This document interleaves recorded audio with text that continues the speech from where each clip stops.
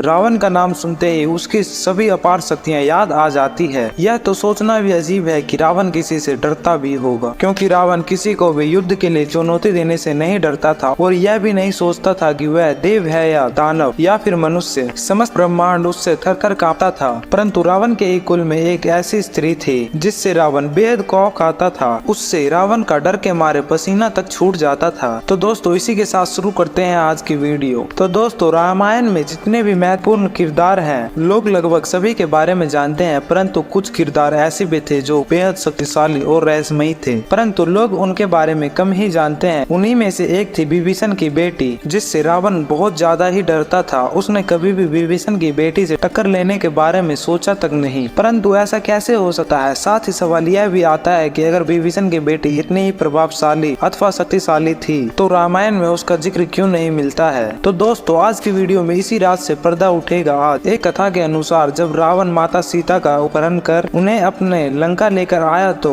उन्हें अशोक वाटिका में कैद करके रखा। रावण ने माता सीता की रखवाली के लिए भयानक राक्षसनियों को रखा था और रावण ने सभी राक्षसियों को सख्त निर्देश दिया था कि वह डराकर चाहे समझाकर सीता को रावण से शादी करने के लिए मनाए। और जब सभी राक्षसनियां माता सीता को रावण से विवाह के लिए सताती या समझाती थी, उस समय त्रिजटा ही थी जो केवल माता सीता को इन परेशानियों से बचाया करती थी। और त्रिजटा ने सभी राक्षसनियों को भविष्य के लिए आगाह भी किया। त्रिजटा बिल्कुल अपनी बेटी के जैसा माता सीता को माना करती थी। राक्षस कुल में जन्म लेने के बाद भी त्रिजटा के व्यवहार को काफी सुंदर तथा शुद्ध दिखाया गया है। त्रिजटा काफी शांत तथा सुंदर व्यवहार की थी। कहते हैं कि उसके पास दिव्य शक्तियां भी थी। इसी के साथ त्रिजटा भविष्य देखने में भी सक्षम थी तथा इस बात का त्रिजटा को पहले से ही मालूम था कि भविष्य में रावण की हार तथा राम की जीत होने वाली है। जहाँ उन्होंने देखा कि रावण की लंका एक वानर के द्वारा जलाया जा रहा है, साथ ही साथ उन्होंने यह भी बताया कि